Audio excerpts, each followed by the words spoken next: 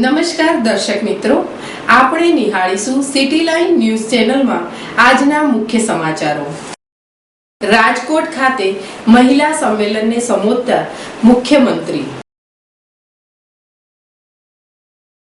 રાજકોટ શહેરમાં પરપ્રાંતીય યુવાનની હત્યા બાદ ચક્કાજામ, પોલીસનો લાઠીચાર્જ। રેખાના જન્મદિવસે તમામ ચાહકોએ શુભેચ્છા આપી। રાજકોટ ખાતે મહિલા સંમેલનને સંબોધતા મુખ્યમંત્રી।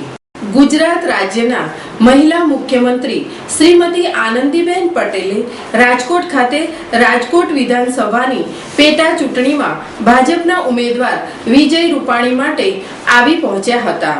મહિલા સંમેલનનું આયોજન કરવામાં આવ્યું હતું, જેમાં મોટી સંખ્યામાં મહિલાઓ ઉપસ્થિત રહી હતી। મહિલાઓને સંબોધતા મુખ્યમંત્રી આનંદીબેન પટેલે કહ્યું હતું કે મહિલાઓ માટે ગુજરાત સરકાર દ્વારા અનેકવિધ પ્રોજેક્ટો હાથ ધરવામાં આવ્યા છે અને વિકાસશીલ ગુજરાતને વેગવંતુ બનાવવામાં આવ્યું છે। ખાસ કરીને મહિલાઓમાં પ્રાણ પ્રશ્ન પીવાના પાણી માટે નર્મદા નીર રાજકોટ સુધી લંબાવવામાં આવ્યા છે, જેનાથી મહિલાઓને ખાસ રાહત થઈ છે। તેમજ મહિલા સશક્તિકરણના પ્રોજેક્ટ ખૂબ સારા શરૂ કરવામાં આવ્યા છે।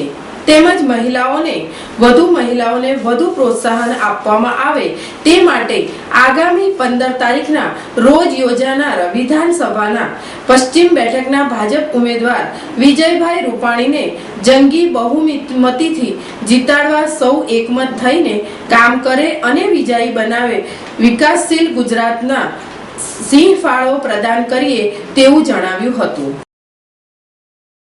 40 વર્ષ સુધી કોંગ્રેસનું શાસન હતું। આપણે બધાએ કોંગ્રેસનું શાસન જોયું છે અને એની અંદર શું સ્થિતિ આપણી સૌની હતી, મહિલાઓની ને કિસાનોની વગેરેની।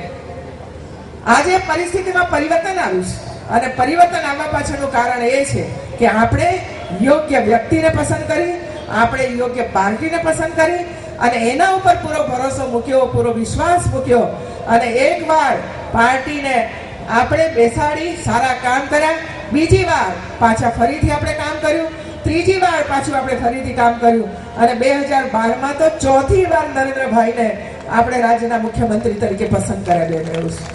આ એક મતનું મૂલ્ય છે બહેનો। રાજકોટ શહેરમાં પરપ્રાંતીય યુવાનની હત્યા બાદ ચક્કાજામ, પોલીસનો લાઠીચાર્જ। રાજકોટ શહેરમાં બુધવારે રાત્રે પરપ્રાંતીય યુવાનની હત્યા નિમિત્તે લોકોમાં ભારે રોષ ભભૂકી ઉઠ્યો હતો।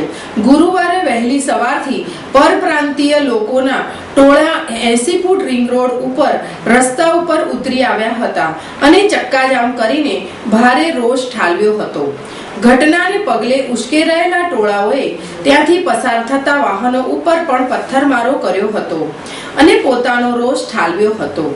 ઘટનાની ગંભીરતાને પગલે દોડી ગયેલી પોલીસ ટોળાને વિખેરવા હળવો લાઠીચાર્જ કર્યો હતો।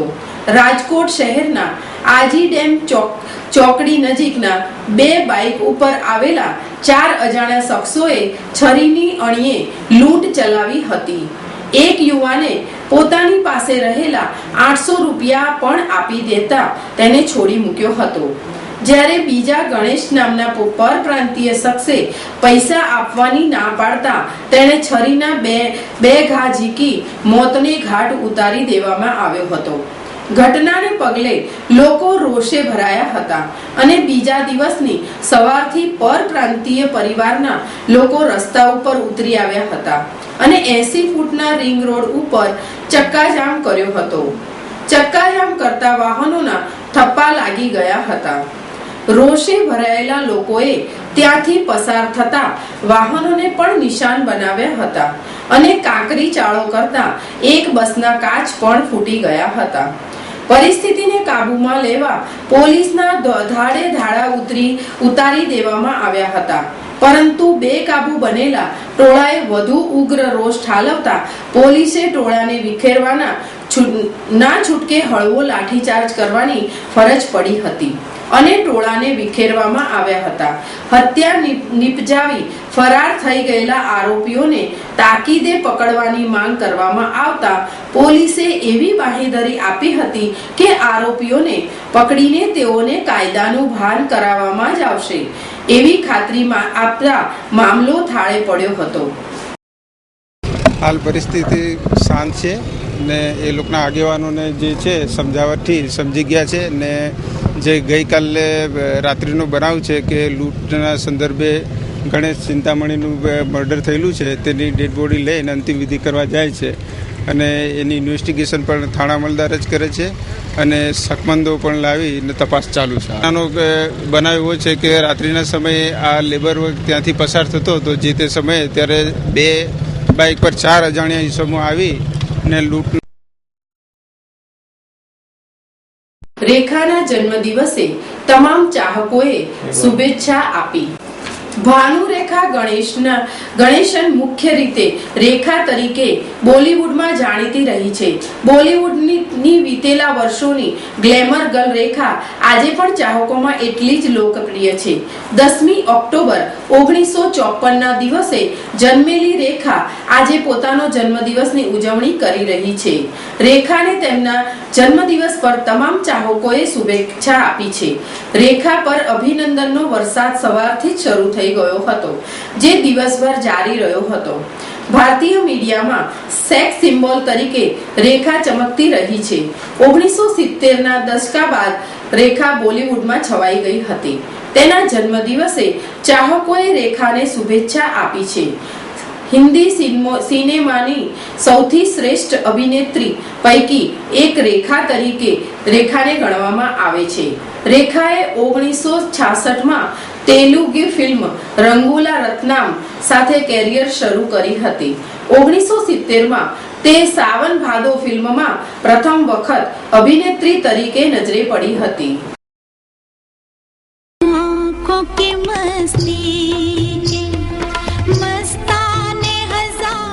શરૂઆતની ફિલ્મોમાં સફળતા નહીં મળતા તે ઓછી જાણીતી રહી હતી, પરંતુ 70 બાદ તે છવાઈ ગઈ હતી.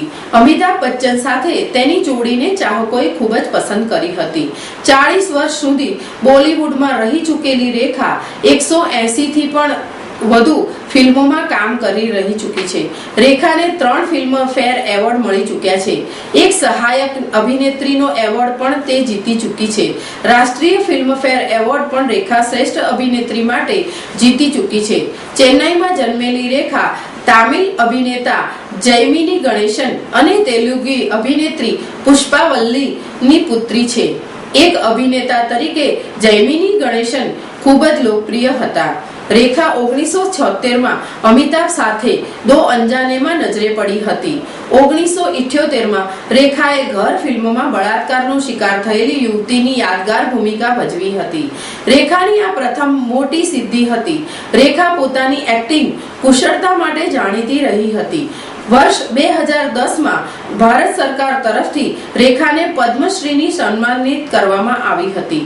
60 વર્ષે પહોંચી હોવા છતાં તેની લોકપ્રિયતા અકબંધ છે. હજુ પણ ફિલ્મોમાં કામ કરી રહી છે. ટૂંક સમયમાં તેની ફિલ્મ રજૂ થશે. રેખા વર્ષ 1966 થી સક્રિય રહી છે. રેખાએ મુકેશ અગ્રવાલ સાથે લગ્ન કર્યા હતા, પરંતુ તેમના ટૂંકા ગાળામાં જ અવસાન થયું હતું. તેની કેરિયર હંમેશા શાનદાર રહી છે.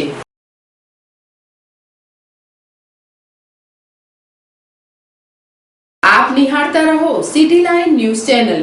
આ હતા આજના મુખ્ય સમાચારો.